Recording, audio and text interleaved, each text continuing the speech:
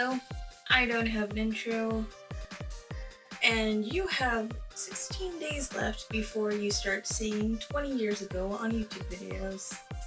It's my birthday! I am now officially 20. A lot of shit has happened since last time, including me trying to, do this video multiple times before, but failing.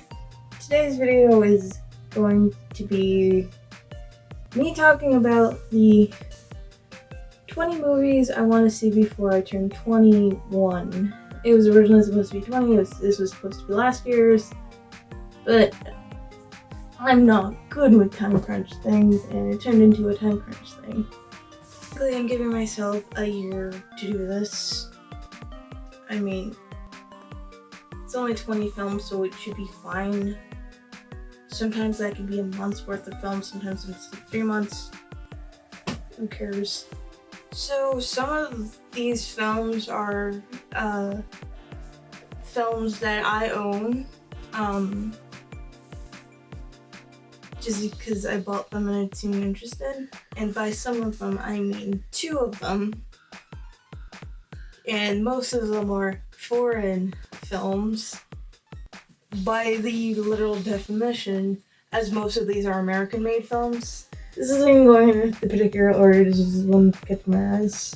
But basically, these are 20 films that I'm watching because I'm 20. Woo!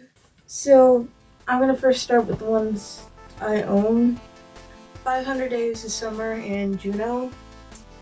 I got Juno. I put Juno on the list just because it's got Michael Cera on it. And I don't believe in, I don't really recognize actors that much, but Michael Cera is one of those actors. I know he's one of my weird guys. I don't recognize guys unless they're weird, like Willem Dafoe or Steve Buscemi or Michael Cera. You need to be weird and stand out to me. Cera obviously does that. Because I also want to figure out, how they write the slang stuff. But in 500 Days of Summer, not a big rom-com person, because a lot of the times it's too cheesy and it feels fake. So I figured the antithesis of romance stories would be a good place to watch. I don't know. I also just want to see it, so I figured I'd put it on the list for an easy one. I put in some women-directed films, like Me and You and Everyone We Know, Whip It, Skate Kitchen, just to see what else. The last woman-directed film I watched that swear up was Barbie.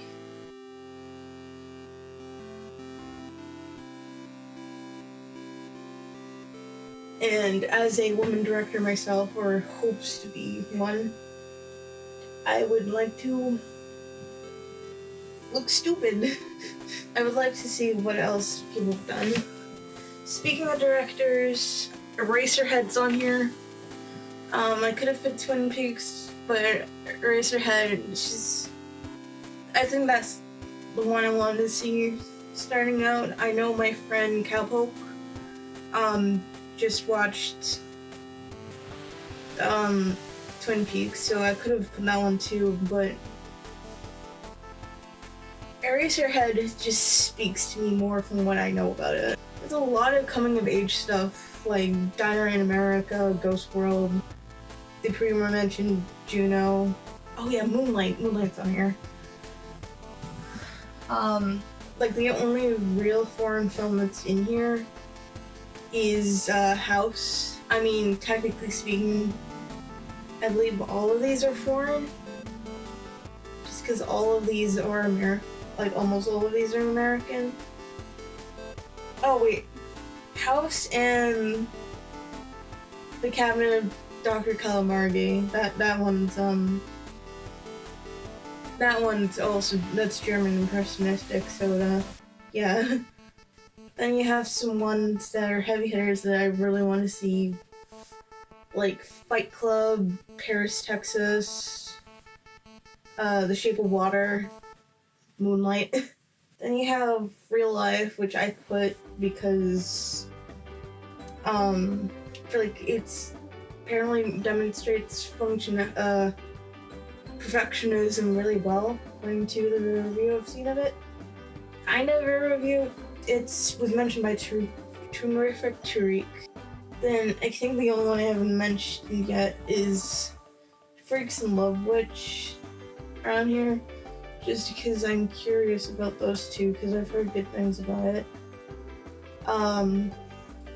Tank Girl is there, because Tank Girl is a comic I want to read, but I also just want to see what the hell that is, because it seems interesting.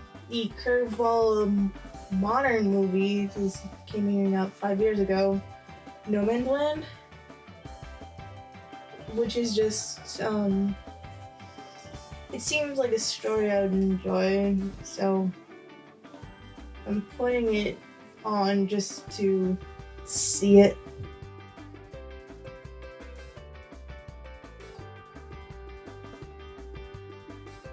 Keep in mind, these are just the films I want to watch before I turn 21. There are 20 films that I want to watch before I turn 21. These are not going to be the only films I've watched all year. In fact, I've watched a few. A lot of them are short films, or one was a YouTube documentary that for some reason had a letterbox, and if his other stuff, Folding Ideas, other stuff had a letterbox, my letterbox would be definitely longer, but for some reason there's only 2, even though, I don't know, James Ralph really spoke to me as a creative. The reason why I picked all of these specifically is because they're all like films I know will enjoy, and I want to get out of the rhythm of only watching kids movies or horror. Horror has been what I've been leaning against. Like, animation, it was my safe haven. I wanted to be an animator when I was younger, and then I tried and it was like, oh. Now I am trying to find stuff that just themes and plots that like it. Like, the entire reason why I picked Whip It, is because I've been just on a really weird roller derby kick recently. It came out of nowhere. I think it was setting up, like, my friend Cher gave me both Skullsmith, Abby, and Alvaretta. And yeah, it's just made me really into roller derby. I've never roller skated. I want to roller skate, but like, there's nowhere fucking here to do it, so I'm living vicariously through my characters once again. Inserted the thing that was supposed to be last week's video, but I didn't post it because, yeah, if you're wondering, that's based on the plushes that you over there. I sleep like a crow. Out of all of them, I think I'm most interested in Freaks and The Love Witch right now. Just because Freaks is like very important to disabled history, because it was the first time that one of the first times that like a large portion of the people you see on the screen were actually disabled, and they weren't cruel or anything. Like, Freaks is described as a horror thing, but like, if you take away the only horror aspect of it, it's a commentary on disabled people and society. I think Moonlight as well, just because it's such a drastic point of view from where like I'm sitting as somebody who is not only white but in a decently accepting house. Like, my dad doesn't believe I'm lesbian fully, but that's because he thinks I'm too young to make up my mind, which, okay, fair enough, but you weren't in the room when it. If you want to keep track, with me on my movies, or like, doesn't even have to be the 2020, like the 20 before I turn 21 stuff. If you just want to see it, I'll leave my letterbox down below. Sometimes I'll leave full-on reviews. Usually it's just, holy shit, the shot's cool. And if you do, I'll follow you back because I want to know more movie recommendations than what me and my gay friends want. AKA stuff about Kurt Russell. I think we just got the video there. That'll be funny.